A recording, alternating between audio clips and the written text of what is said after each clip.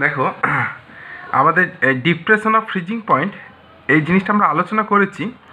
তো এটা আমাদের একটা কলিগেটিভ প্রপার্টি, যে দ্রবণ চ্যাপ্টারটা আমাদের আছে তার একটা যে 4টে কলিগেটিভ প্রপার্টি নিয়ে আমরা আলোচনা করেছি, বলেছি সেইটা হচ্ছে 3 নম্বর কলিগেটিভ প্রপার্টি।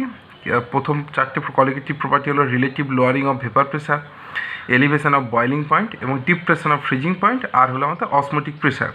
তো দেখো, এই ডিপ্রেশন অফ ফ্রিজিং পয়েন্ট সম্বন্ধে আরেকবার আমরা আলোচনা করে নিচ্ছি, যদি কারো কোনো কনফিউশন থাকে বলতে পারো। দেখো, প্রথমে আসে আমরা ফ্রিজিং পয়েন্ট তাহলে কাকে বলবো? Himank. Freezing point, freezing point কাকে বলবো না? ফ্রিজিং পয়েন্ট হচ্ছে যে অবস্থায় কোনো তরল এবং তার কঠিন, বা যে টেম্পারেচারে কোনো কঠিন এবং তার তরল অবস্থা সহাবস্থান করছে, তাকে কী বলবো? তার ফ্রিজিং পয়েন্ট। পার্টিকুলার প্রেসার এবং পার্টিকুলার টেম্পারেচারে যেটাতে ও থাকছে সেটাকে কী বলবো? ও দুটো স্টেটকে সহাবস্থান করছে, তাকে বলবো তার ফ্রিজিং পয়েন্ট। যেমন ধরো, আমাদের 0 ডিগ্রি উষ্ণতার আমাদের বরফও আছে, 0 ডিগ্রি উষ্ণতার আমাদের জলও আছে। এই যে বরফটা আছে এটি কিন্তু সলিড অবস্থায় আছে, এর টেম্পারেচার কত? 0 ডিগ্রি উষ্ণতা। যে জলটা আছে তারও টেম্পারেচার কত? 0 ডিগ্রি উষ্ণতা। দেখো, এখানে আমরা কিন্তু আলোচনা করছি তাপমাত্রা নিয়ে, আমরা কিন্তু তাপ নিয়ে নয়, যে আমাদের লীন তাপ নিয়ে আমাদের প্রসঙ্গ আসবে। আমরা কিন্তু এখানে টেম্পারেচার নিয়ে কথা বলছি, অর্থাৎ উভয় ক্ষেত্রেই কিন্তু দেখো আমাদের কী হয়েছে, যে এইটা আমাদের বরফ আর এটা হচ্ছে আমাদের জল, এই দুটোরই টেম্পারেচার কিন্তু এখন আমাদের কতটা আছে? 0 ডিগ্রি উষ্ণতায়। তো দেখো, এইটা কিন্তু আমাদের পিওর ওয়াটার, বিশুদ্ধ জল। এবার ধরো, আমি এই জলের মধ্যে আমি কি করলাম? এই জলের মধ্যে আমি এই 0 ডিগ্রি উষ্ণতাতেই যে জল বরফ আমাদের আছে, সেই অবস্থাতেই ধরো তার মধ্যে আমি কি মিশিয়ে দিলাম? এর মধ্যে আমি ধরো মিশিয়ে দিলাম NaCl-কে, নুনকে আমি ধরো মিশিয়ে দিলাম। আমি ধরলাম যে একটা ইলেকট্রোলাইটকে নিয়েছি। যদিও কলিগেটিভ প্রপার্টির ক্ষেত্রে আমাদের কী ধরতে হবে এক্ষেত্রে? না, নন ভলাটাইল নন ইলেকট্রোলাইট কোনো একটা সলিডকে আমার নিতে হবে। আমি তর্কের খাতিরে আমি এখানে ধরে নিলাম এর মধ্যে আমি নুনকে মিশিয়েছি। তাহলে যেই নুনকে মেশালাম আমি, ধরো এই যে আমাদের বরফ যে জমে দেখো, জল যে জমে দেখো বরফ হয়েছে, সেক্ষেত্রে ধরো আমাদের প্রেশার কত ছিল? 1 atm প্রেশার।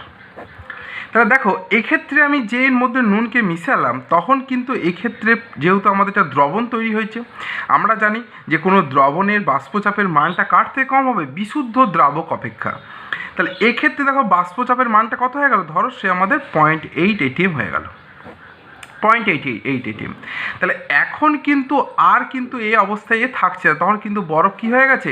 গলে কিন্তু জল হয়ে গেছে। এখন আমি যদি এই টেম্পারেচারটাকে যদি কমিয়ে বাষ্পচাপের মানটাকে যদি আমি 0.8 atm আনতে পারি, তখন কিন্তু ও আবার পুনরায় কী হতে পারে? ওই জলটা জমে কিন্তু কঠিনে আসতে পারে, ওই যে দ্রবণটা। তাহলে এই প্রেসারে যদি আমি আনি, কারণ আমি যদি টেম্পারেচারকে যদি বাড়াই, তাহলে আমাদের কি প্রেসারটা বাড়বে, কারণ তাই তো আমরা জানি যে P proportional to T।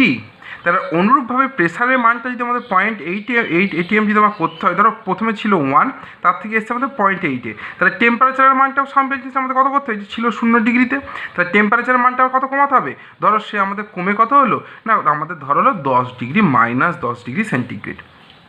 -10 degree centigrade এখন প্রেশার কত? 0.8 atm। তাহলে এই -10 ডিগ্রি সেন্টিগ্রেড উষ্ণতায় দেখা গেল 0.8 atm আসার ফলে এ কী হয়েছে? আবার কিন্তু এর দেখো দুটো স্টেট পাচ্ছে, একটা কঠিন এবং একটা তরল। এই পয়েন্টটাকে তাহলে কি বলবো? এই পয়েন্টটা কিন্তু তখন বলবো ওই যে আমাদের দ্রবণটা আছে তার হিমাঙ্ক। ফলে আমি যদি এই প্রেশারে আমি আনতে চাই, তাহলে আমার কিন্তু এই টেম্পারেচারকে কমাতে হবে। এইটাই কিন্তু আমাদের মূলত হচ্ছে হিমাঙ্কের অবনমনের কারণ। এবং এই জন্য দেখো যে আমরা গ্রাফিক্যাল জিনিসটাকে ব্যাখ্যা করেছিলাম, যে বাষ্পচাপ বনাম যদি আমি টেম্পারেচার যদি প্লট করি, তাহলে যখন আমি নিচ্ছি কি বিশুদ্ধ, আমি দ্রাবক নিলাম, বিশুদ্ধ দ্রাবক, তাহলে তার দেখো দুটো অবস্থা, একটা হচ্ছে কি পিওর কঠিন, পিওর লিকুইড, আর এর যে ট্রানজিশান পয়েন্টে কী আসছে? ট্রানজিশন পয়েন্টে কিন্তু আমাদের আসছে কঠিন এবং তরলের সহাবস্থান।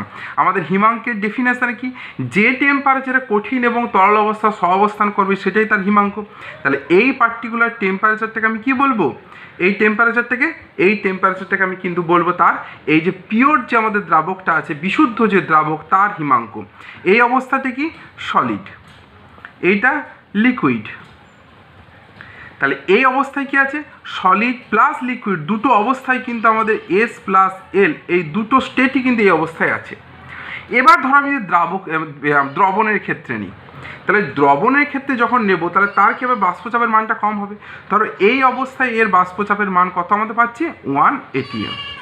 তাহলে আমাদের 0.8 atm ক্ষেত্রে দেখা যাক, তাহলে এইটা আমাদের লিকুইড অবস্থায় আছে। তাহলে এই অবস্থা থেকে যখন আমি এই টেম্পারেচারটাকে ফল করাচ্ছি, করতে করতে করতে করতে এসে দেখছি কি না, এই পজিশানে এসে কিন্তু কি হচ্ছে, তার সলিড এবং লিকুইড দুটো অবস্থানকে আমি পাচ্ছি। এই অবস্থাটা পিওর সলিড, এই অবস্থাটা পিওর লিকুইড। এই অবস্থায় কি এসে পাচ্ছি, দুটো স্টেটকেই পাচ্ছি। যখন আমাদের প্রেশার কত হয়ে গেছে, প্রেশার কিন্তু আমাদের হয়ে গেছে 0.8 atm এই অবস্থাটায়। তাহলে এই টেম্পারেচার তখন আমি কি বলবো, এই টেম্পারেচার কিন্তু বলবো ওই দ্রবণটার ক্ষেত্রে ওই দ্রবণটার হিমাঙ্ক। তাহলে হিমাঙ্কের আমাদের অবনমন কতটা হলো, দেখো টিএফ মাইনাস টিএফ ড্যাশ, এইটাই কী হয়ে গেল আমাদের ডেল্টা টিএফ, এর মানটা হলো আমাদের কি হিমাঙ্কের অবনমন। এখন বলবে যে স্যার আমাদের এক্ষেত্রে এই যে আপনি টিএফ ড্যাশ মাইনাস টিএফ কেন করলাম না, আসবে কিন্তু এক্ষেত্রে ভ্যালুটা তখন কি আসবে, নেগেটিভে চলে আসবে। সেই জন্য আমরা কি করি সেক্ষেত্রে না, বড়টার থেকে ছোটোটাকে বিয়োগ করি, অর্থাৎ টিএফ মাইনাস টিএফ ড্যাশ করা হয়। এইটাই কিন্তু দেখো আমাদের কি হলো হিমাঙ্কের অবনমনের মূল কারণ।